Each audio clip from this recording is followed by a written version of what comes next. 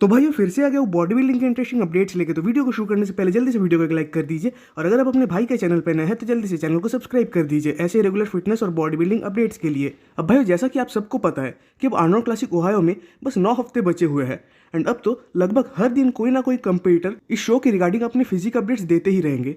अब आज की सबसे पहली अपडेट है हमारे जेम्स हॉलिंगसेट की तरफ से, जहाँ कि इन्होंने और इनके कोच यानी मिलोस ने दोनों ने ही जेम्स के फिजिक अपडेट्स को पोस्ट किया है। तो भाई खासकर जेम्स के इस 9 वीक्स आउट के फिजिक अपडेट को देखकर मुझे इनके फिजिक से काफी ज्यादा ब्रांच वारन के फिजिक वाली वाइब दिख रही है। खासकर ब्रांच वारन का जो ट्रेडमार्क था यानी उनके फिजिक का कि उनकी फिजिक एकदम ग्रेनी टाइप की दिखती थी, तो जेम्स के फिजिक से भी अब वैसी सेम वाइब्स आने लग गई है। हालांकि ना ही इस आर्नोल्ड क्लासिक ओहायो के स्टेज पे जेम्स बिगेस्ट बॉडी बिल्डर है और ना ही मोस्ट एस्थेटिक, स्टिल मुझे बिलीफ है कि वो इस लाइनअप के काफी बॉडी बिल्डर्स को इस शो में बीट करने वाले हैं। इवन अगर आप इनके इस मोस्ट मस्कुलर पोज को भी देखोगे तो वो भी पहले के मुकाबले काफी ज्यादा इंप्रूव हो चुका है। इवन पहले से इनकी फिजिक काफी ज्यादा बैलेंस्ड भी दिख रही है। अब अगर इनके क्वाड्स के ऊपर भी बात करें तो नो डाउट आज के ओपन डिवीजन बॉडी बिल्डिंग में इनके क्वाड्स को आप one of the best quads में से तो गिन ही सकते हो। अब भाई मेरे अकॉर्डिंग अगर जेम्स को सही में इस लाइनअप में स्टैंड आउट करना है तो उन्हें हर चीज़ के ऊपर प्रॉपर ध्यान देना होगा।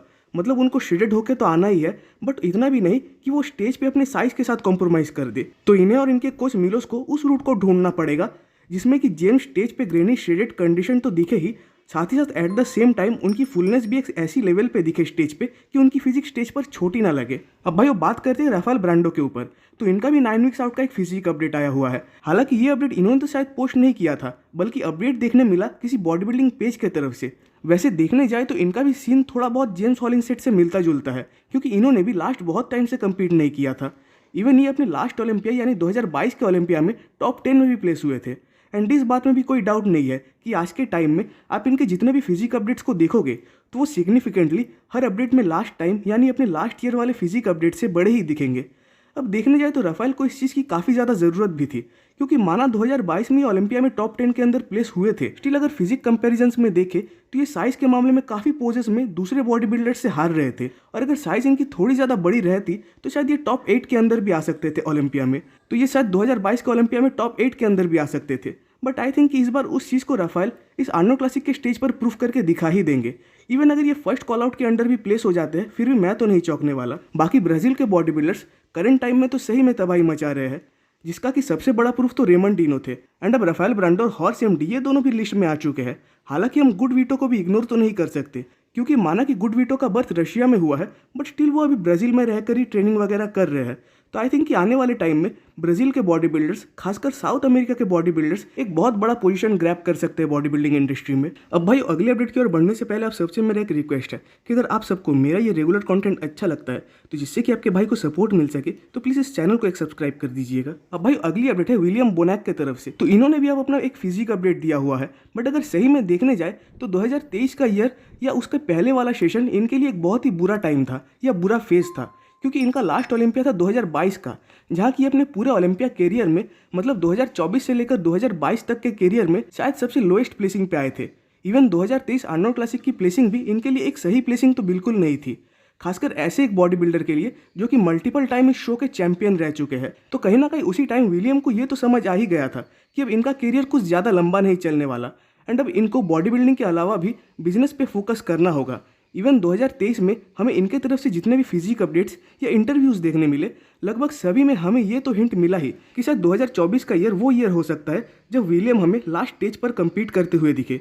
तो वो बॉडी बिल्डर जो कभी ओलंपिया में रनर अप आए थे, आई थिंक कि उनको अपना रिटायरमेंट भी उसी स्टेज से करना चाहिए। एंड उम्मीद है कि इस साल विलियम ओलंपिया में क्वालिफाई हो जाएंगे और शायद उसी स्टेज पे वो एक रिस्पेक्टेड वे में अपने कम्पिटिटिव जर्नी को एंड करेंगे और रिटायरमेंट लेंगे। अब भाई बात करते हैं आर्नोल्ड क्लासिक यूके के क्लासिक फिजिक डिवीजन के raining champion Michael the bull के रिगार्डिंग। तो अब इनके तरफ से भी एक बहुत ही बोल्ड डिसीजन या अनाउंसमेंट आया हुआ है कि अब वो आर्नोल्ड क्लासिक ओहायो और आर्नोल्ड क्लासिक यूके के रिगार्डिंग जो प्रेप करने वाले हैं वो किसी कोच के अंडर नहीं, बल्कि वो खुद से सेल्फ प्रेप करने वाले हैं। तो माना कि ये एक बहुत बड़ी डील तो नहीं है, बट हाल ही में ब्लेसिंग अवदीबू और लोगन फ्रैंकलिन अपने इसी सेम डिसीजन से फेलियर का सामना किए थे, तो वो चीज़ कहीं इनको फेस ना करनी पड़ जाए। हालांकि पूरे क्लासिक फिजिक डिवीजन में इनकी physique one of the most aesthetic physiques में से आती है। इवन मुझे तो ये भी याद नहीं कि ये लास्ट टाइम स्टेज पर ऑफ या आउट ऑफ कंडीशन कब आए थे।